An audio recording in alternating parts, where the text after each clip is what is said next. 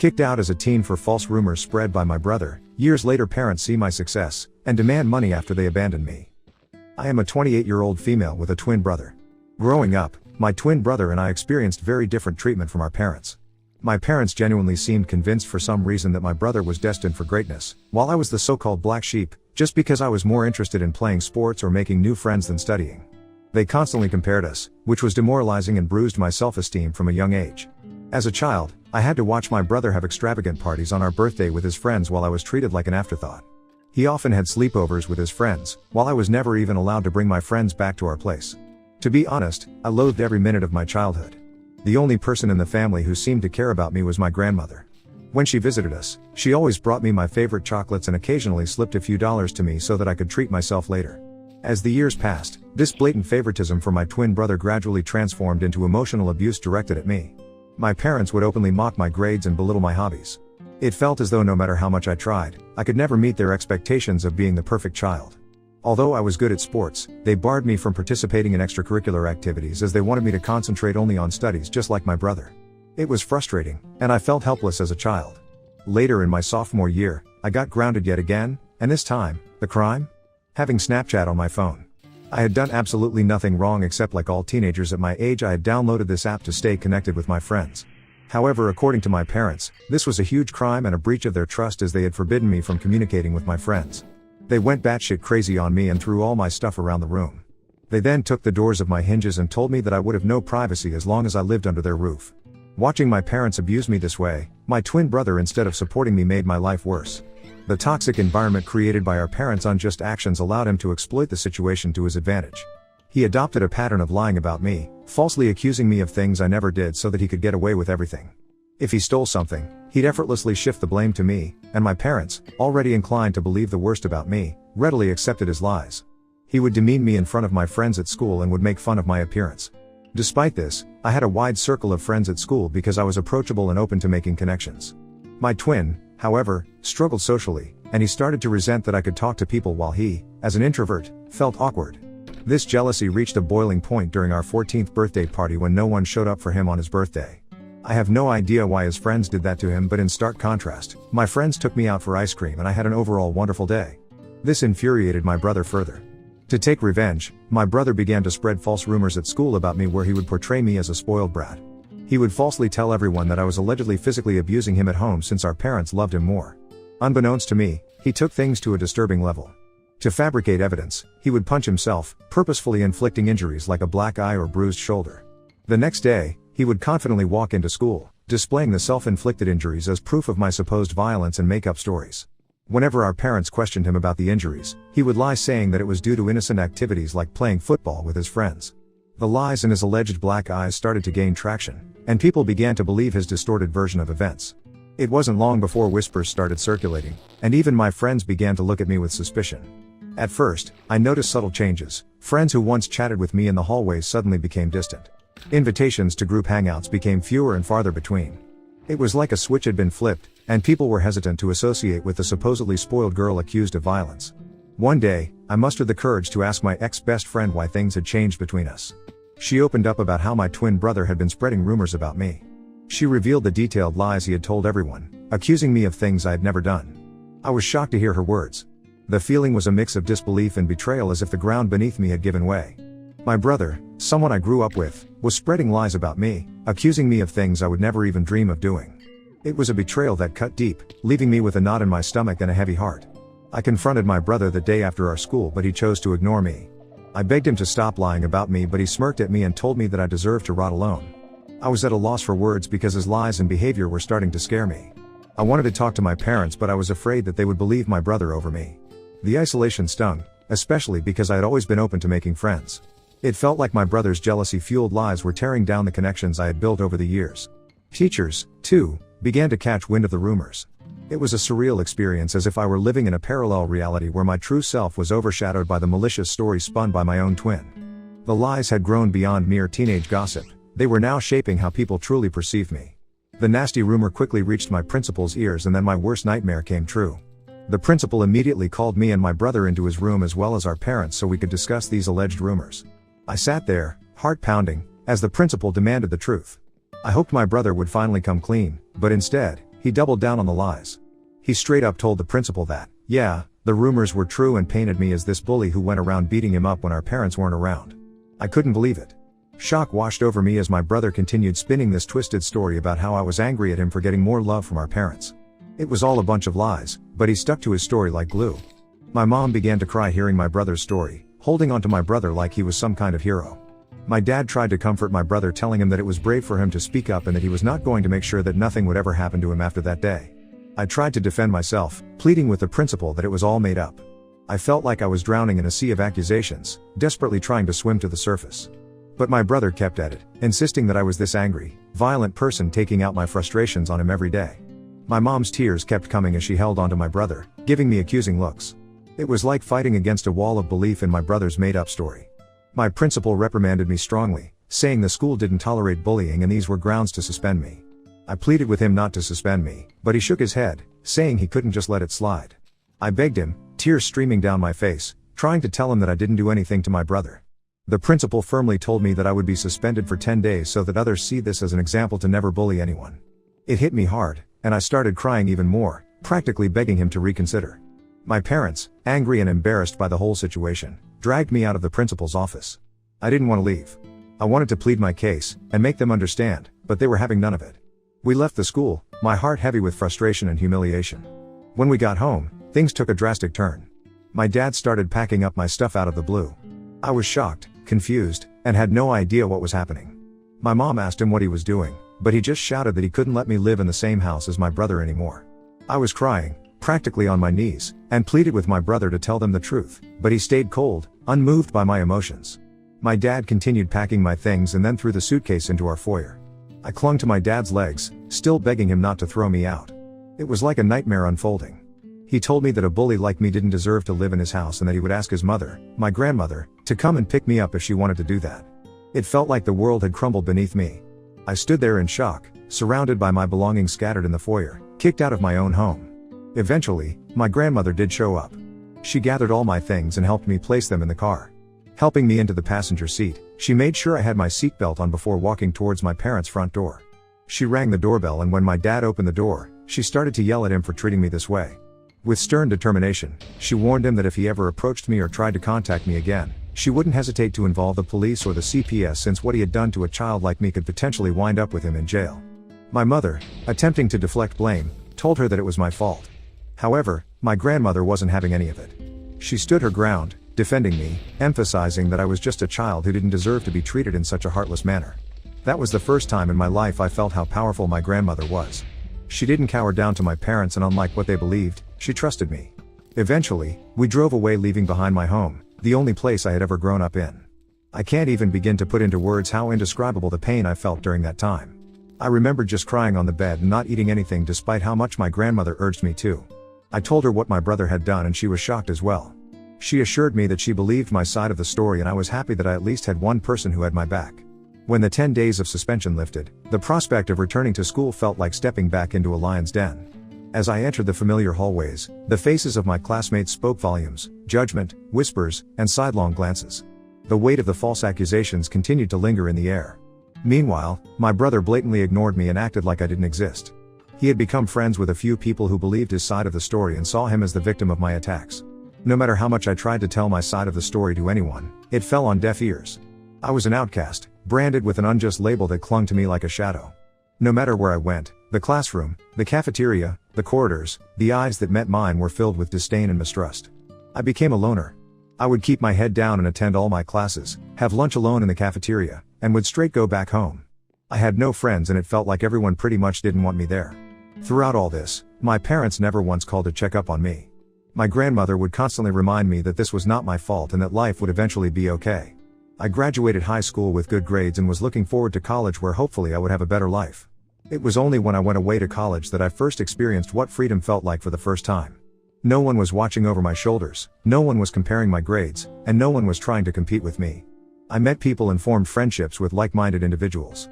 Despite the emotional and physical scars I had sustained over the years due to my family and peers, I concentrated on putting it all behind me and enjoying this college experience as much as I could. During this time, I discovered my knack for content writing. I had always been someone who wanted to be a writer, but I wasn't sure if it would be sustainable for a long time, hence I decided to ditch my dream. But to earn some side money, I decided to start writing as a freelancer. I signed up on various freelancing sites which helped me secure jobs from prominent clients. This is how I slowly started building a portfolio of my work. Throughout college, I maintained this side hustle and never asked for a penny from my parents. When I graduated from college, instead of getting a corporate job, I realized that I could pursue content writing as a full-time job. I was doing quite well because of the multiple clients and the long-term professional relationships I had with them, which allowed them to rope me in multiple projects of theirs. Having a legitimate freelancing career not only made me financially independent, but also allowed me to travel the world as a digital nomad. Traveling helped heal me from my past. Even though it was definitely not easy, I saved up as much as I could and took a chance on myself. Over the years, I have seen so much of the world, and yet I have so much of it left to see. The only person who I considered my family throughout all this was my grandmother, and I absolutely adored her. She was very sad when I moved out, but she understood that I needed to be independent on my own. Despite my hectic schedule, I would make it a point to be there for her whenever I could. I would visit her on the weekends, often sharing meals together or simply sitting on the porch, engrossed in conversations that ranged from childhood tales to more recent happenings. On weekends, I would dedicate entire afternoons to helping her with household chores or accompanying her to the local park for a leisurely walk. Recently, I got done with one of the most important projects of my career. I can't mention the brand, but I was extremely lucky to write blogs and product descriptions for them. After the project was done, I requested the team I worked with to leave me positive reviews on my websites, which they were more than happy to do so. I then took screenshots of some of their reviews to post on my Instagram, as I knew working with this brand was a huge deal. As expected, a lot of other content writers reached out to congratulate me on my professional success and even reposted my story to help spread the word. This is how I started getting messages from strangers who also needed help with their website. My relatives noticed this as well, and some of them reached out to congratulate me. Eventually, I was contacted by my college's principal. He had reached out to me after seeing that I was doing so well and wanted me to come to college for a seminar to talk to students about building a career as a content writer. I was quite nervous as I don't do well when it comes to public speaking, but I decided to take a chance and agreed. When I found myself standing before eager faces, sharing my experiences and insights, I felt like my life had come full circle. I spoke in my speech about the struggles I faced and how I worked hard to sustain myself despite all the hard days. It was honestly a very fulfilling experience to empower others and contribute to the growth of the writers community. Some of my clips started going viral on Facebook groups as people reasoned with it. It felt good to be finally recognized for my hard work. Last week, I was invited to speak at a local news channel. It was a show about the benefits of content writing, and they invited me to share my journey and insights with their viewers. I was a bit nervous but also excited for the opportunity. During the show, I talked about my experiences, the importance of client reviews, and how a simple appreciation post could open doors to incredible opportunities. The opportunity to reach a broader audience and inspire more individuals in the field was both humbling and exhilarating. When it finally aired, I shared some of these clips on my Instagram also, as I was proud about being invited to a TV show. This is how my relatives and cousins started finding out how well I was doing in my career. You see, because my parents never talked about me to anyone, they had no idea that I was working with popular brands and getting invited to TV shows. This is how word quickly spread within my family. I guess this TV interview must have finally reached my parents' ears also, because just a few days later, I was working on another project and had my phone on silent. When I was done with my work, I checked my phone and to my surprise, there were 6 missed calls from my mom. I was honestly shocked to see her name on my phone, as it had been a long time since she had called me. After all those years of silence, I couldn't fathom why she was calling me. I hesitatingly called her back and she picked up immediately. I asked her if everything was okay and my mom started to congratulate me. My dad, probably sitting right there with mom, jumped into the conversation also. He started to inquire about my life and well-being, and I answered their questions without much thought. It didn't strike me as unusual until they began to ask how much I was earning these days. I told them that it was none of their business, and my dad replied that we were family, so I shouldn't feel shy telling them my income. I told him that I was doing well financially. Hearing this, my mom then began to say how hard their life was these days. My brows furrowed in suspicion. Basically, here is how our conversation pretty much went. Mom, we are retired now and we have been wanting to renovate the house for a while now. It's not in the best shape, but we have no savings left. Me, okay mom, your success has given us hope. After watching your TV interview today, we thought maybe you could help us out by paying for the renovations. Dad, after all, we are a family. You shouldn't hesitate to share some of your earnings with us. We can really use your help. Me, are you joking with me? Why are you asking me for money when you haven't even talked to me for years? I don't know what made you decide to reach out to me, and while I appreciate the congratulations, I am not going to help you out in any way. Hearing this, my mom started saying how I was being a bitch and that I needed to support them as a family. My dad also added that as my parents, they deserve to be looked out after and that this was the least that we could do. I was so pissed at this that I wanted to give them a piece of my mind. I suddenly got an idea that instead of just arguing with them, I should teach them a lesson forever, thinking that they could mooch off me after mistreating me all those years ago. I told my parents that I was willing to help them if and only if they agreed to my demands. My dad curiously asked me what it was. Without hesitation, I laid out my demand. If they wanted my help, they had to publicly admit, in front of our family and friends, that my brother was the mastermind behind the hurtful rumors that had tarnished my reputation. I wanted them to humiliate my brother the same way they had humiliated me in front of everyone by believing his lies and manipulations. I wanted them to take accountability for their actions and acknowledge the pain they had caused. Hearing my impossible condition, my dad began to question the necessity of such an admission. My mom told me how this was all quite unnecessary and that we could have a private discussion without involving others, but I held my ground. This condition was non-negotiable, a prerequisite for any assistance they wanted me to offer them in the future. As the tension escalated, my dad raised his voice, asserting his role as my father, and started to emphasize that it was my duty to help my family in need. My mom, in a last-ditch effort, urged me to do the right thing and help them, emphasizing the years they had spent raising me. I couldn't help but find irony in their sudden appeal. I reminded them of the past, of the fact that they had kicked me out and it was my grandmother who had raised me, not them. They started to get more and more agitated, but I told them firmly that if they wanted to establish contact with me and seek my financial assistance from now on, then the truth needed to be acknowledged publicly and my brother needed to face consequences for his actions. Since this conversation, my parents have been trying to incessantly call me, but I am ignoring their calls. I am starting to regret even calling them back that day. I would like to know if I would really be in a hole if I didn't help my parents at all. Update 1. It's been a whirlwind of a week since I last shared my story, and the support and encouragement I have been receiving from everyone has been overwhelming. It's heartening to know that I'm not alone during this time. I am glad that everyone agrees that I should not engage with my parents or even consider helping them out after what they put me through. The reason I even gave them such a condition was because I knew it was pretty much impossible for them to do it. I know they love my brother too much, and despite the fact that they might have found out by now that it was all his lies, I know they will never put him through what they put me through. Today, my brother sent me a nasty text message after my parents again tried to contact me and I refused to pick up their calls. This is what he wrote. "Hey sis, it's been a long time since I saw you and I can tell you that every day without you in my life has been great. I heard that mom and dad reached out to you and you gave them a crazy ultimatum. They are never going to go through with it, you know that, right? They clearly never loved you and they will never do anything to hurt me. I admit that I did lie about you 15 years ago, but it's been a long time since then. So stop being so selfish and try to move on from the past. You are unmarried and childless anyway, so why do you not want to help them out by paying for their repairs and renovations around the house? Do the right thing and be a better daughter." Seeing the message felt like a stab to my chest. The audacity to dismiss the struggles I had faced and the conditions I had set spoke volumes about his lack of empathy. The attempt to guilt trip me by emphasizing my unmarried and childless status added another layer of insensitivity. His insinuation that I should prioritize their needs over my own well-being was not only offensive but also highlighted how little he thought of me. Fueled by frustration and a strong desire for justice, I decided it was time to take matters into my own hands and reveal the truth that had been hidden for too long. I sat down to write an email to my parents and close relatives, sharing the painful details of my childhood and the unfair treatment I had endured while growing up at my family house. In the email, I described the strict and oppressive environment I had under my parents' roof and how they treated me compared to my twin brother. The email also delved into the malicious and completely untrue rumor my brother had spread about me in school, which had led to severe consequences and affected my reputation. I wrote how my parents had kicked me out to the curb and had it not been my grandmother I might have been dead in the streets by now. Towards the end, I asked everyone to read a message my brother had sent me. I attached a screenshot where he admitted to lying about me. It was a clear confession that I hoped would expose the lies that had persisted for too long. I sent the email just an hour ago and I know that all hell will break loose once my parents and my brother read it. I will update you next regarding how my family reacts to my email. Update 2. It's been a month since my last update and a lot of things have happened this month. As you can imagine, my family did erupt after receiving the email. My parents have received criticism from relatives, who were previously unaware of the extent of the favoritism and emotional abuse. A lot of the family members reached out to me telling me that they had no idea about all this and apologized to me for not being there for me.